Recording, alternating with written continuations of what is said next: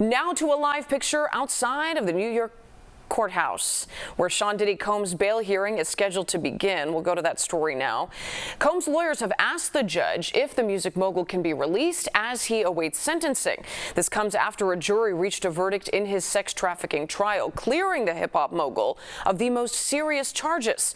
Our Bradley Blackburn is breaking down the jury's decision and Combs' reaction to that verdict. Family members were greeted with cheers outside the courthouse minutes after Sean Diddy Combs heard the jury's verdict. The hip-hop mogul was found not guilty of racketeering conspiracy and sex trafficking.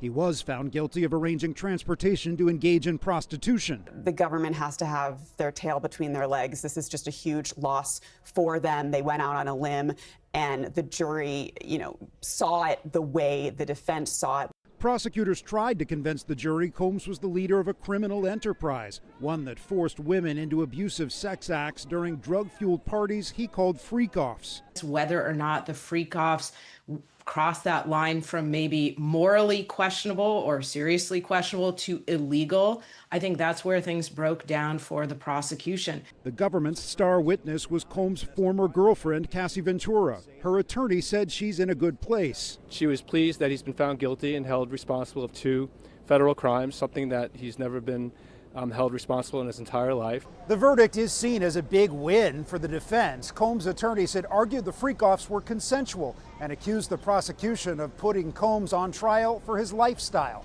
Even cleared of the most serious charges, his conviction on the prostitution counts could bring up to a decade behind bars. This sentencing is really up in the air. He has no prior offenses, which puts him in the lowest category for calculating those guidelines. As the verdict was read, Combs pumped his fist in the air, then dropped to his knees in prayer and said to his family, "I'll be home soon." Bradley Blackburn, CBS News, New York.